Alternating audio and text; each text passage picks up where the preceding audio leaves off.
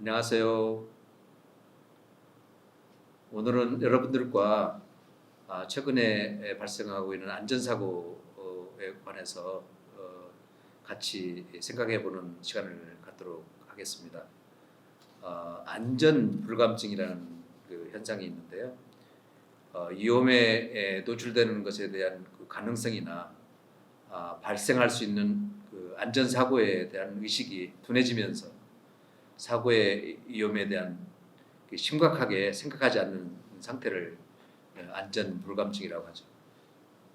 이런 그 안전불감증은 자신에게 발생할 수 있는 사고나 재난으로 인한 위험과 피해에 대해서 안일하게 대처하고 대수롭지 않게 여기는 상태를 말하죠. 이처럼 그 사고에 대한 둔한 반응은 사건 사고 시 적절한 대처가 이루어지기가 어렵기 때문에 사고에 대한 직접적인 원인으로 작용되어 큰 인명 피해를 낳게 됩니다. 큰 인명 피해라는 것은 개인적인 것도 있고 가족적, 사회적, 국가적으로 이렇게 의미할 수 있겠습니다. 우리나라에서 안전불감증으로 발생한 대표적 사건으로 1994년도 일어난 성수대교 붕괴 사고, 그다음에 1995년도에 일어난 삼풍백화점 붕괴 사고를 들 수 있습니다.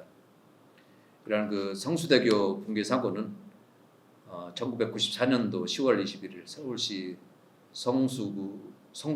성수동과 강남구와 부정동을 잇는 이러한 성수대교가 붕괴되면서 50여 명의 사상사가 발생한 사건입니다. 또한 그 삼풍백화점 붕괴 사고는 1995년 6월 29일 서울 서초구 서초동 삼풍백화점의 한 동이 붕괴되면서 502명의 사망자가 발생한 사고입니다.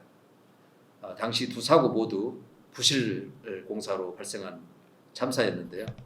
특히 붕괴가 일어나기 전부터 충분한 전조 증상이 있었음에도 불구하고 이를 간과하고 적절한 조치를 취하지 않아 수많은 인명 피해라는 비극으로 이어졌습니다.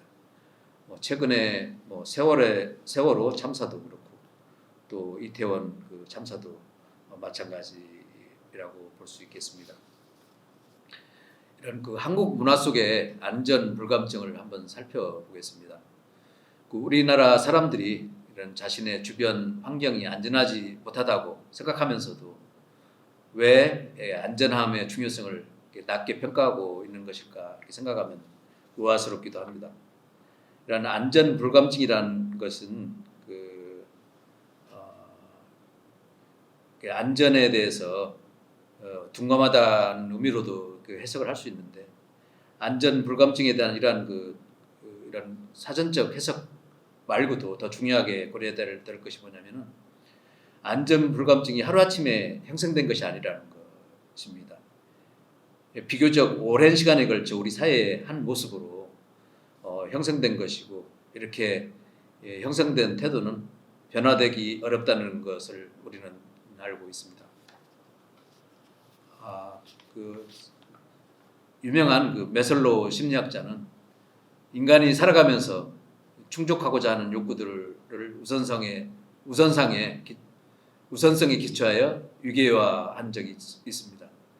이 욕구 유기에서 안전함과 안정감을 확보하고자 하는 이런 안전 욕구는 배고픔이나 갈증을 해소하려는 생리적 욕구 다음에 충족되어야 하는 기본적 욕구로 설정되어 있습니다. 욕구 유기에서 가장 기본적 수준인 생리적 욕구 다음으로 안전 욕구가 중요한 것임에도 불구하고 왜 우리 사회에 안전 불감증이 팽배해 있는 것일까요?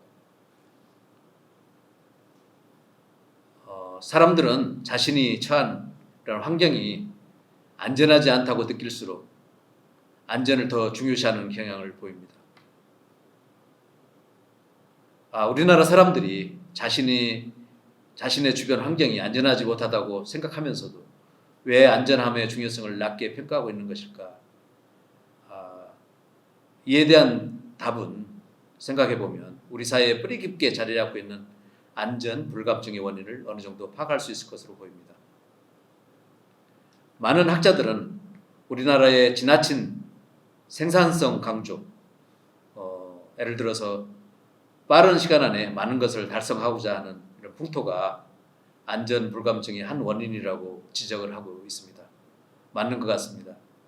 짧은 시간에 이루어내는 경제적 고도 성장의 이면에 안전에 대한 둔감함이 동시에 자리 잡았다는 것입니다. 이러한 안전 사고를 방지하고 안전을 확보하기 위한 방안들이 다양하게 강구되고 제안되어 왔었는데요. 위험 행동에 대한 규제보다는 어떤 자율적인 안전 행동의 강조라든가 행동 오류에 대한 처벌보다는 안전 행동에 대한 강화, 그리고 사후 대처보다는 사전 예방, 혹은 위험 요소 일시적 수정보다는 안전의 계속적 향상 도모 등이 이러한 여기에 포함된다고 볼 수 있습니다. 이러한 방안들이 제안되어 있음에도 불구하고 유사한 사고가 반복적으로 발생하고 있고, 또 이에 대해서 마치 공식이 대입하는 것처럼 똑같은 방식들이 제시되는 것은 좀 더 심각하게 생각해야 될 일들이 아닐까 생각이 듭니다. 안전 불감증 사례를 한번 예를 들어 보겠습니다. 대부분 일상생활에서 겪을 수 있는 소소한 사고들이 있죠. 음주운전이라든가 난폭운전, 장난전화, 안전장비 미착용, 불장난 같은 범죄, 이런 무단횡단, 이런 그다음에 겨울철에 빙판길 주머니에 손 넣고 계단 손잡이 안 잡고 빠르게 뛰어내리기 등, 그다음에 운전하면서 통화하기, 음주 후 수영 등 이런 것들이 사소한 사고들이고요.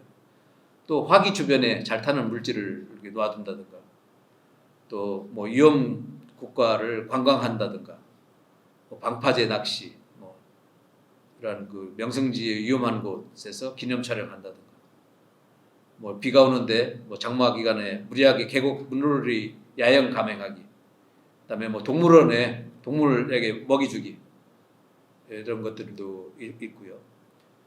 그다음에 혹사, 또 피로로 인한 것, 수면 부족으로 인한 것들, 이런 것들이 이제 혹사, 이런 혹사로 인해서 항공기가 추락을 한다든가, 그런 사고들이 많이 있어왔죠.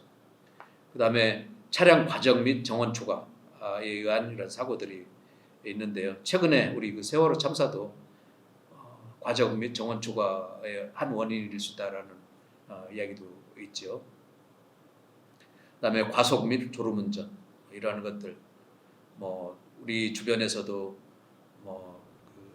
커브길에서 과속할 경우에 이제 전복대 사고가 난다든가, 또 영종대교 106종 추돌 사고, 이러한 것들이 과속 및 졸음운전으로 인한 그런 안전사고 유형들이죠.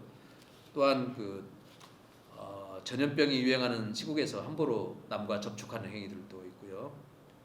또 비상구 막기, 이런 화재 시에 이런 비상구를 막아놓으면 인명 피해를 막을 수 없는 그런 사고들이 있을 수 있죠.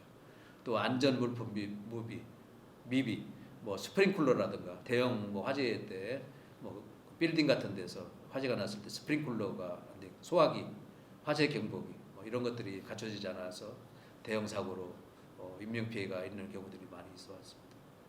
그다음에 일상생활에서 위험한 놀이들, 이런 것들 때문에 이런 안전 사고들의 유형을 이렇게 볼 수 있고요. 연대별로 이렇게 봤을 때 우리나라의 경우에 1970년대 통영 YTL 침몰 사건으로 해서, 이거는 사유가 과적, 험한 날씨에 이렇게 출항을 했던 사례고요.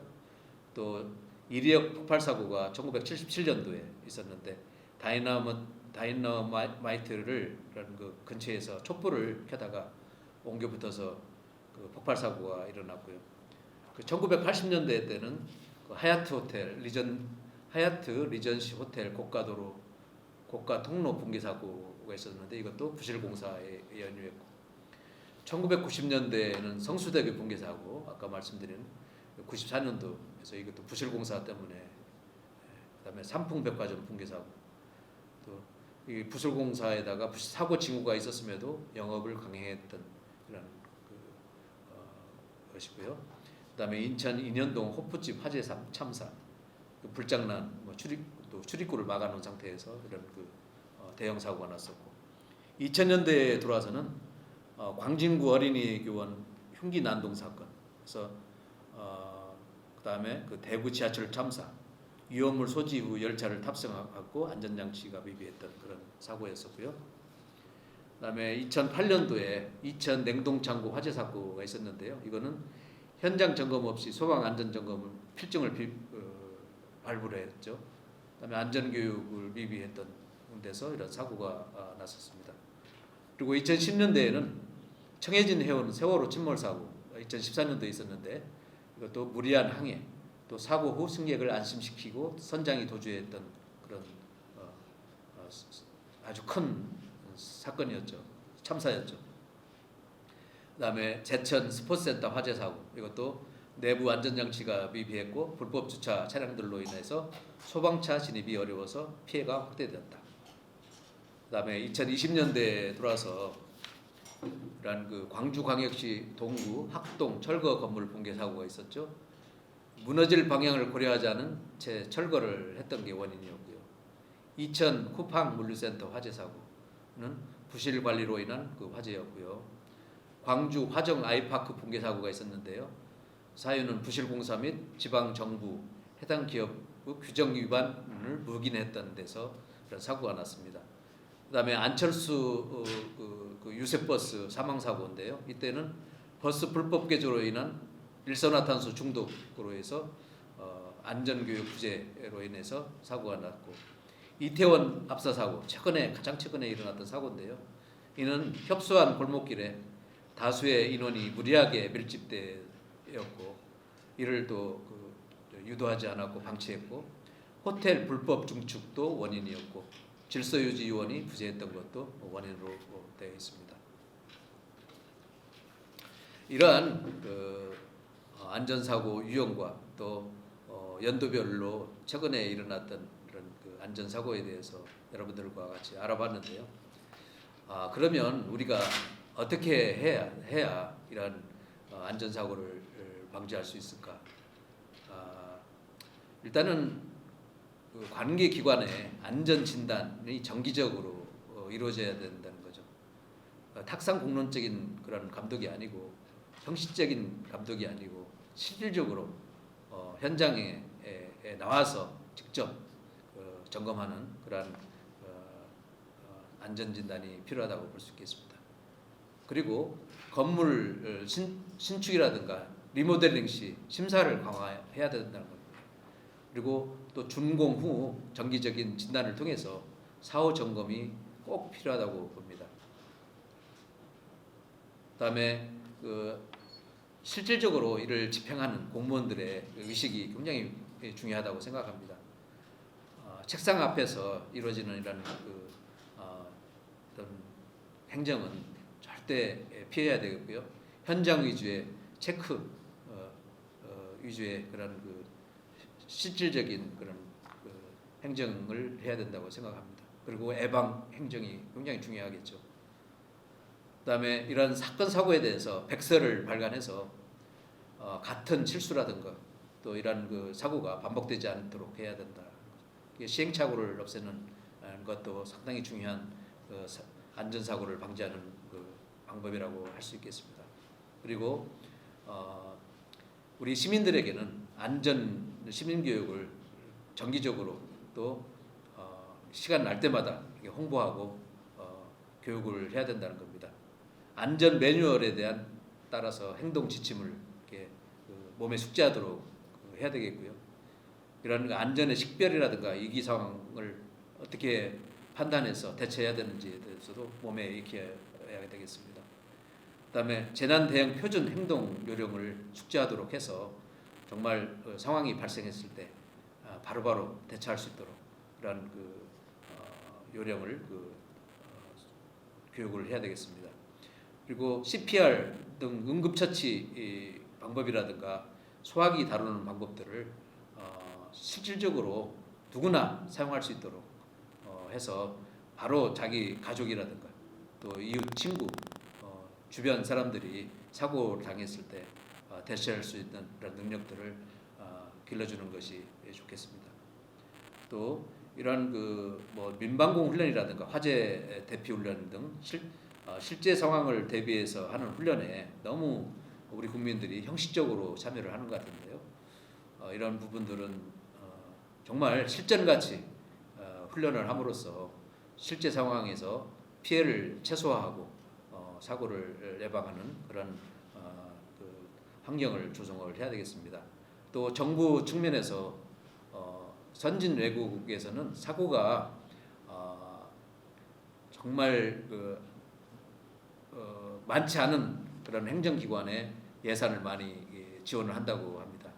우리나라 같은 경우는 때를 쓰고 사건들이 많이 발생하고 어떤 그런 것들이 있어야 예산을 많이 신청을 하고 또 이렇게 집행을 하는데 선진국 같은 경우는 사고가 없는 지자체, 사고가 없는 그런 또 그런 곳에 예산을 이렇게 투입을 해서 미리미리 예방 행정을 하는 그런 지자체에 이익이 돌아가는 그런 행정을 펼치는 게 좋겠습니다.